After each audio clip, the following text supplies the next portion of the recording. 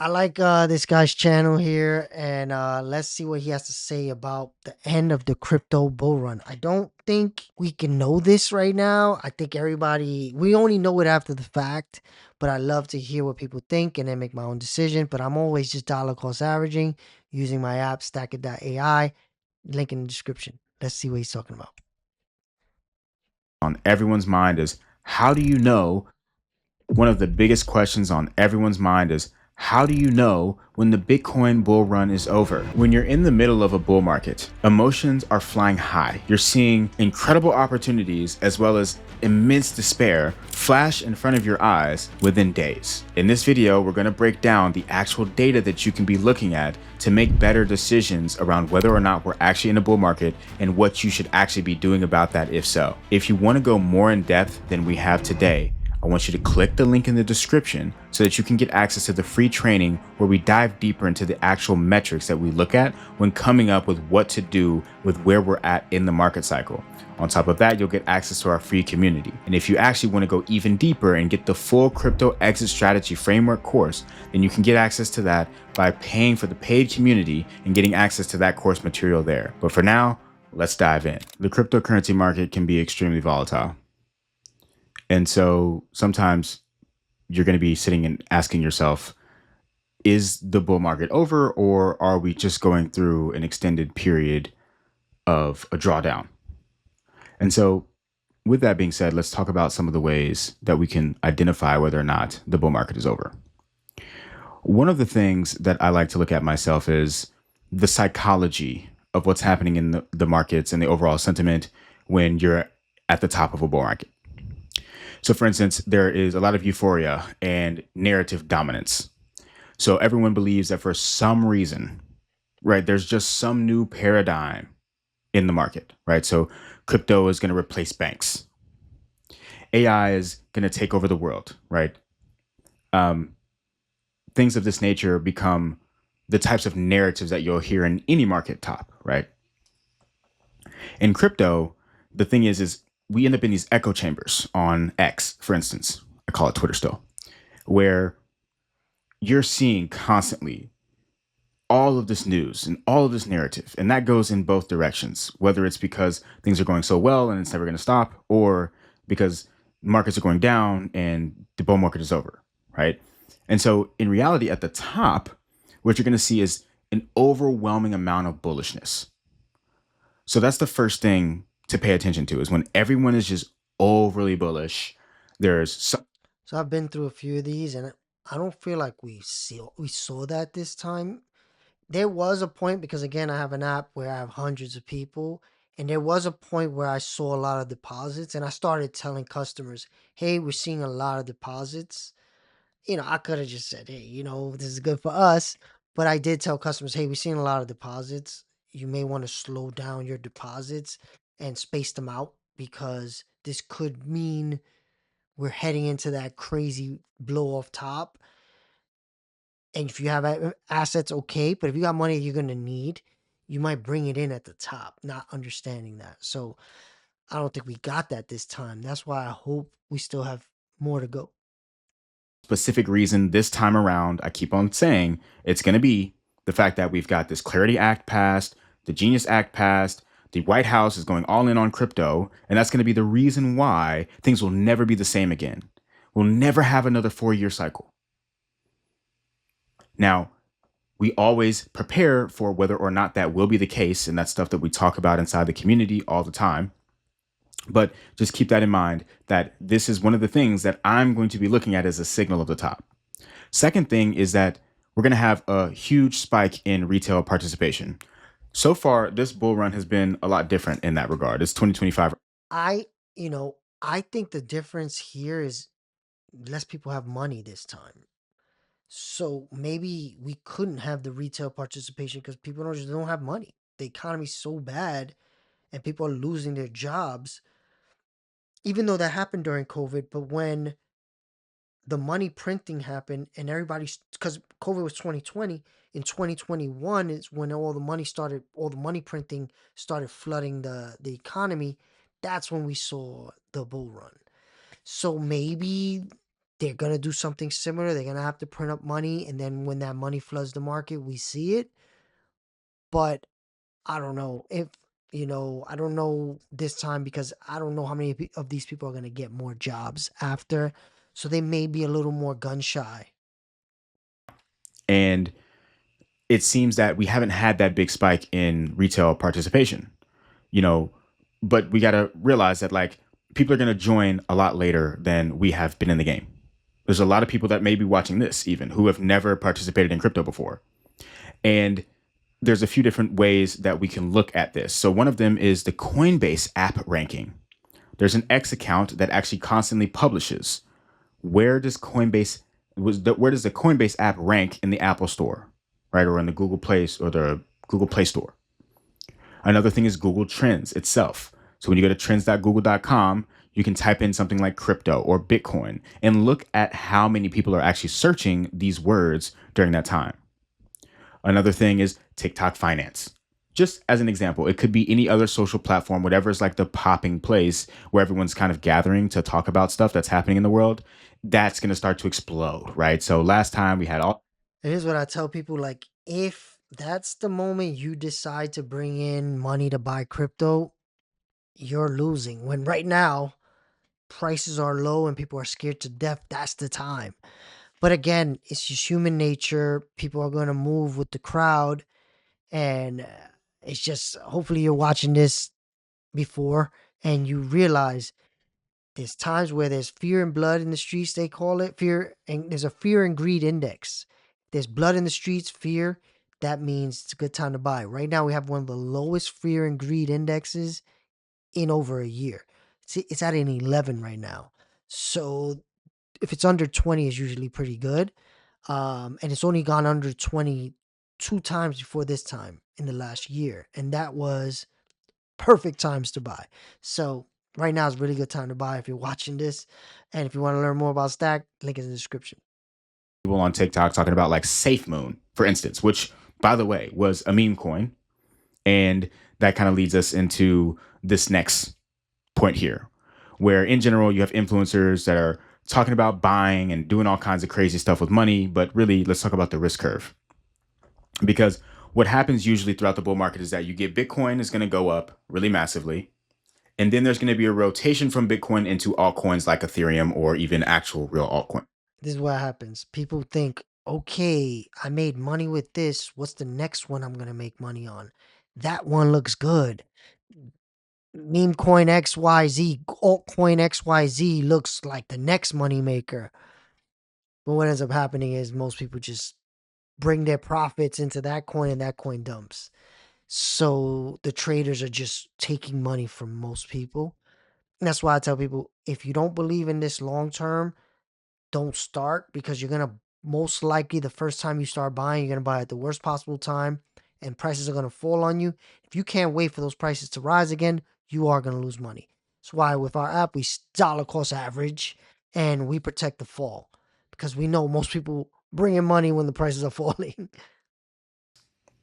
And in that, then you've got an even further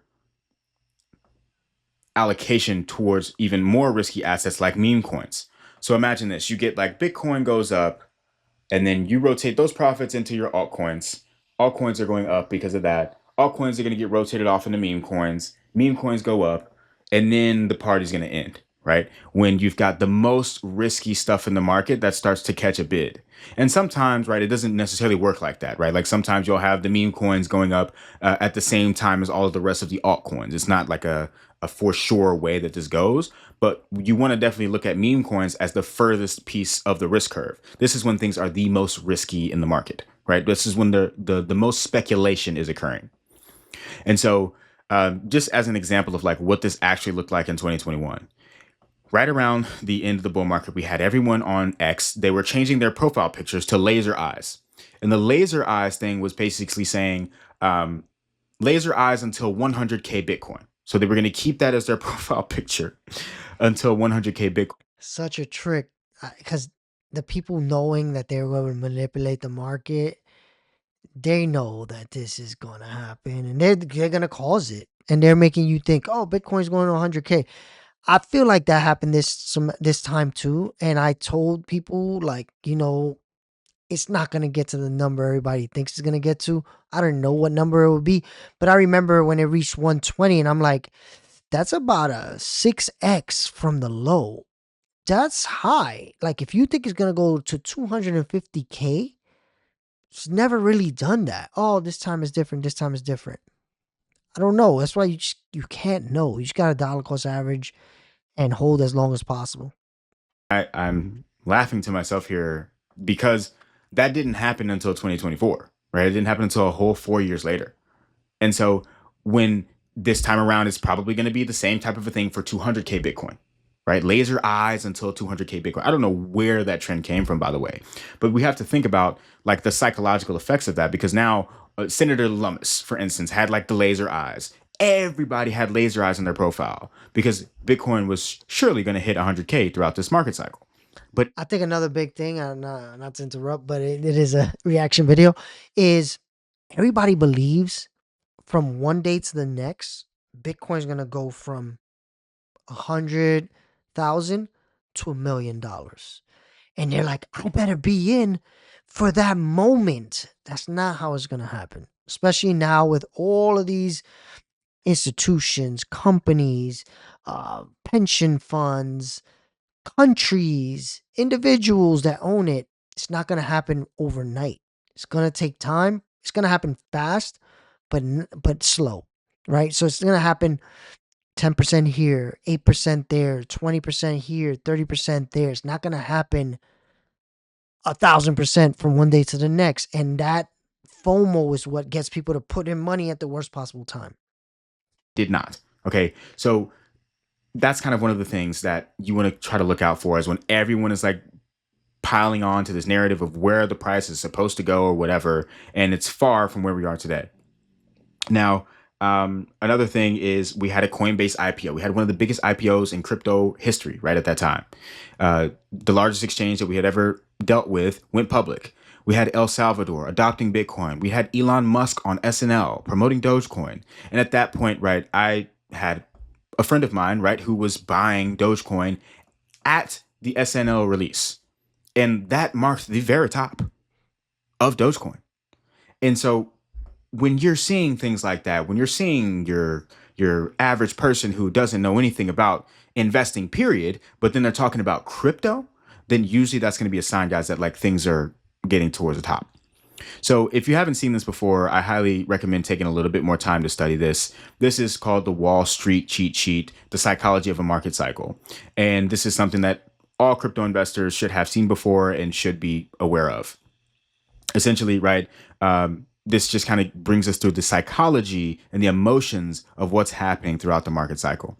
So you can get this inside our community. If you click the link in the description below, we have this and many other types of graphics and whatnot where you can start to learn a little bit more about market cycles. But we won't go too deep into this today. Another thing is looking at actual market cycle indicators, right? So, as an example, in Bitcoin, we have all these unique types of metrics. We have metrics that have never really existed for any type of financial asset before, right? So, there's different things that we can look at. Now, the first one that I'm about to go over isn't something that's unique to Bitcoin in particular. But because of the cyclicality of Bitcoin, we can use different types of metrics to look at whether or not we're going through a bull market or a bear market. So the first one, and the one that honestly is one of the most reputable, is the Pi Cycle Top Indicator. And by the way, these that I have on the screen here are from CoinMarketCap. So you can go to coinmarketcap.com and actually go and look at these market cycle indicators. The Pi Cycle Top Indicator is a timing for when the 111-day moving average crosses above the 350-day moving average multiplied by 2. Now, essentially, this is just taking a pretty medium term moving average and then a longer term moving average, multiplying it by 2, and looking at when those two are going to cross with one another.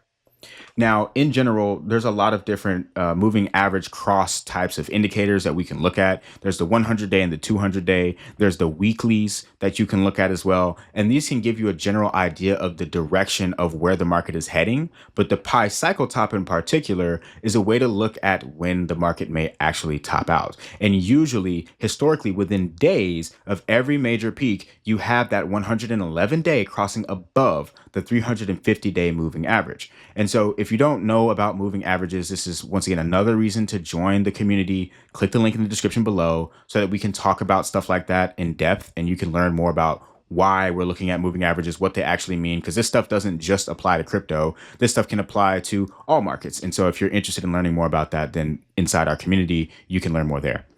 Now, the Bitcoin rainbow price chart indicator is another one that is a market cycle indicator. In particular, it's a long-term logarithmic growth curve that color codes market sentiment, showing when Bitcoin is historically cheap or euphoric.